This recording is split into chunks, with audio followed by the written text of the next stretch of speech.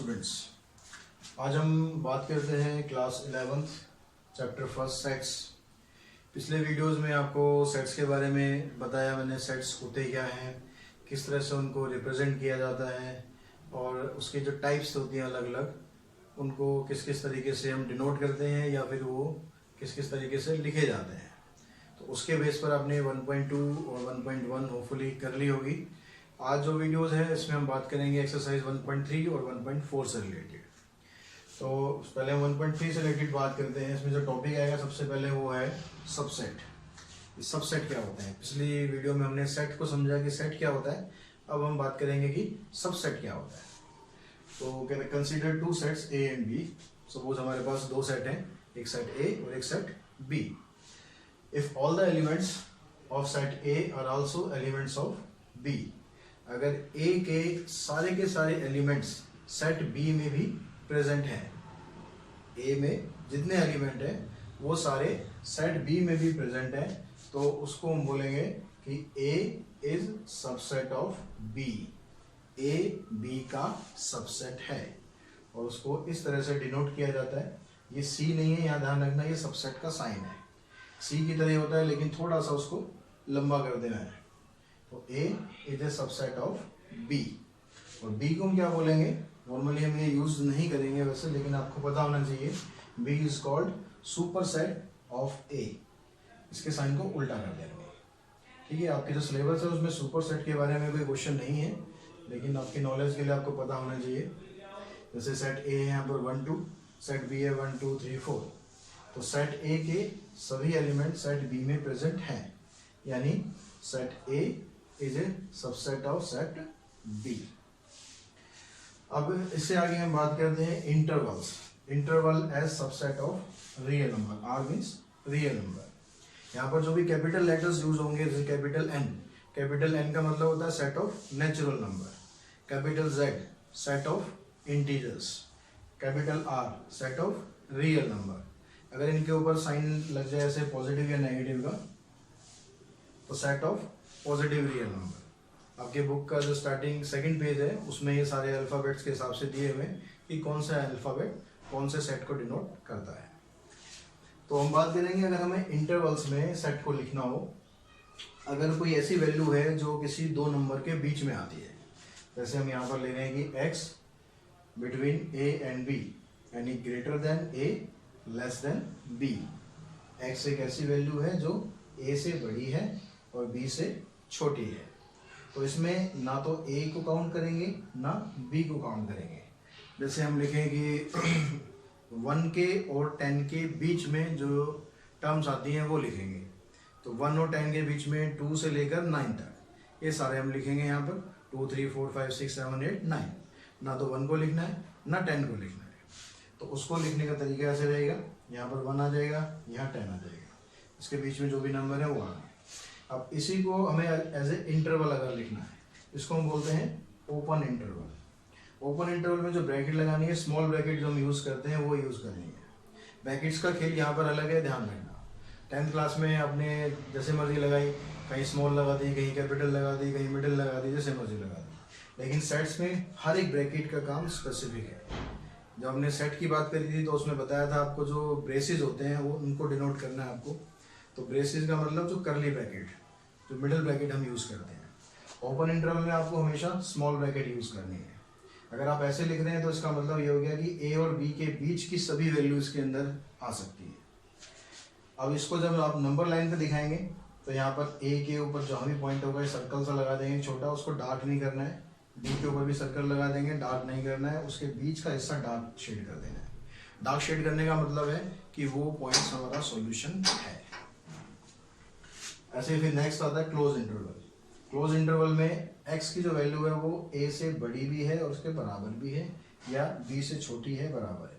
जैसे हम लेंगे 1 और 10 के बीच की हम वैल्यू जो ले रहे हैं, तो उसमें 1 को भी इंक्लूड कर दिया, अब 10 को भी इंक्लूड कर दिया, तो उसमें जो आंसर आपका आएगा 1 से लेकर 10 तक सारे आ गए।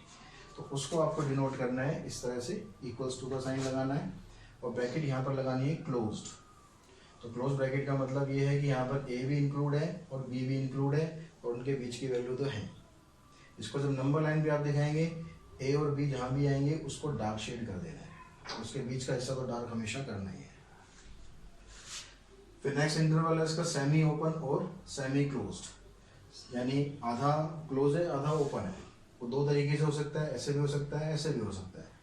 इसका मतलब है यहाँ पर ए इंक्लूड नहीं है, बी इंक्लूड है। इसमें ए इंक्लूड है लेकिन बी इंक्लूड नहीं है, उसी हिसाब से इनकी ग्राफिकल रिप्रेजेंटेशन हो। तो इस तरीके से आप रियल नंबर को इंटरवल में इस तरह से शो कर सकते हैं। उसके बाद हम बात करते हैं पावर सेट की।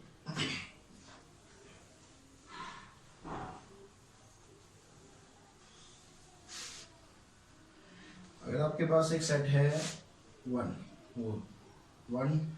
2 3, तो सबसे पहले तो हम सीखते हैं कि इसके नंबर ऑफ सबसेट्स कितने पॉसिबल हैं, हम इसके सबसेट कितने बना सकते हैं। तो उसके लिए एक चीज़ हमेशा याद रखेंगे, नंबर ऑफ सबसेट जब आप बनाएंगे इसका फार्मूला होता है 2n। n यहाँ पर क्या है, n is number of element. उसके हिसाब से यहाँ पर हुआ 2⁻³ यानी 8। तो आप इसके जब सबसेट बनाएंगे इस सेट के, तो वो 8 सबसेट पॉसिबल हैं। अब उन 8 में से कैसे कैसे बनेंगे,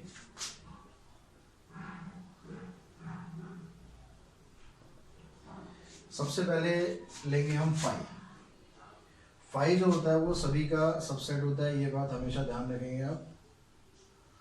5 is a subset of every set. किसी भी सेट का जब भी सबसेट बनाएंगे तो 5 हमेशा जरूर आएगा।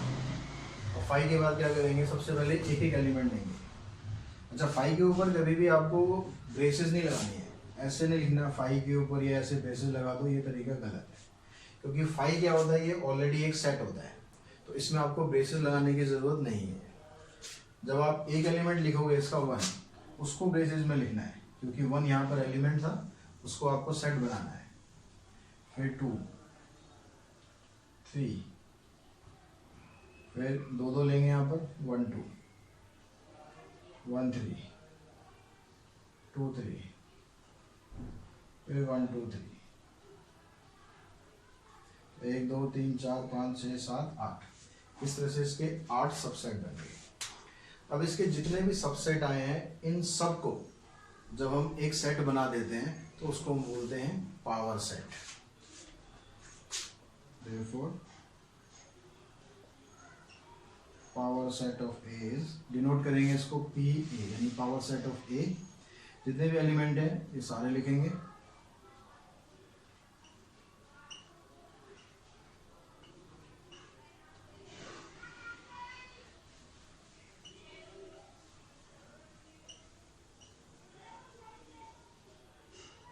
और इन सबको एक ब्रेसेस के अंदर ले लेंगे, तो ये होता है पावर सेट ऑफ ए। तो इस तरीके से 2-3 टॉपिक हैं जिसमें एक्सरसाइज 1.3 आप कंप्लीट कर सकते हैं। तो हम बात करते हैं 1.4 की। इसमें कुछ ऑपरेशंस के बारे में आपको बताया गया है, ऑपरेशंस ऑन सेट।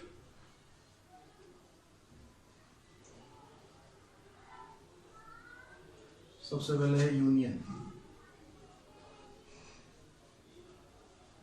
इसको डिनोट यू की तरह साइन होता है, थोड़ा ब्रॉड होता है, प्रॉपर यू नहीं होगा, ठीक है। तो यू की तरह है, थोड़ा सा ब्रॉड कर देना है उसके ऊपर से।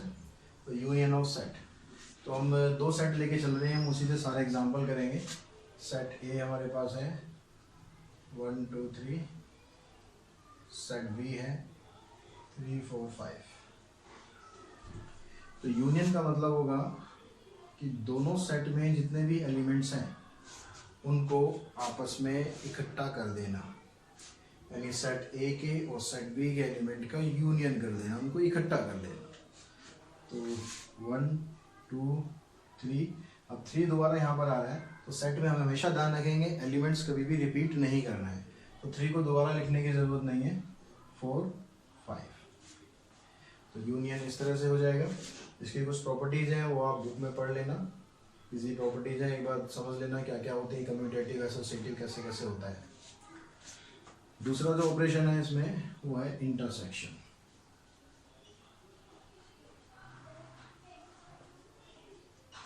इंटरसेक्शन में यूनियन का उल्टा कर देना। अब इसमें हमने क्या किया, यूनियन में तो हमने इकट्ठा कर दिया, इंटरसेक्शन में आपको सिर्फ वो एलिमेंट लिखने हैं जो कि दोनों में कॉमन है।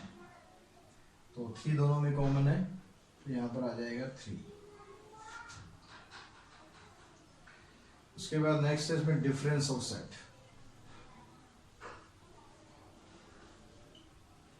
डिफरेंस को हम डिनोट करेंगे ऐसे a माइनस बी या b माइनस ए से। a माइनस बी जब हम करेंगे तो a के एलिमेंट आपको लिखने हैं, जो कॉमन एलिमेंट है b के साथ उसको छोड़ देना है। तो a माइनस बी मतलब 1 2 3 नहीं आएगा ना, ये आएंगे। जो सेट आपने पहले लिखा है सिर्फ उसी के एलिमेंट लिखने हैं। b माइनस ए लिखेंगे तो सिर्फ b के एलिमेंट लिखने हैं, कॉमन एलिमेंट छोड़ देंगे, यानी 4 5। Disjoint set.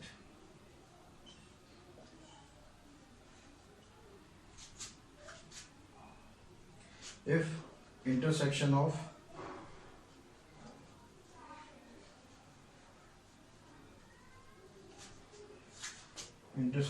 two set is an empty set,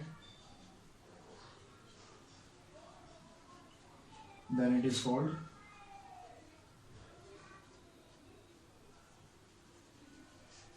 disjoint set।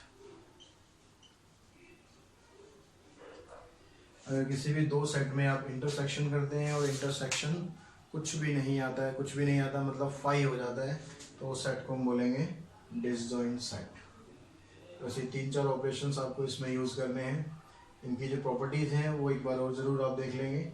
Union में यूनियन कम्यूटेटिव होता है, कम्यूटेटिव मतलब ए यूनियन बी करेंगे तो बी यूनियन ए दोनों आपस में सेम आएगा। ऐसे आप 3 सेट का यूनियन करेंगे तो A union B union C. पहले आप बी सी का यूनियन करके फिर ए का करें, या पहले ए बी का यूनियन करके फिर बी का करें तो भी वो बराबर आएगा। ऐसे 1-2 प्रॉपर्टीज़ हो रहे हैं सेम, इसमें प्रॉपर्टीज़ आप पढ़ लेंगे तो बहुत इजीली आप ये एक्सरसाइज कंप्लीट कर पाएंगे।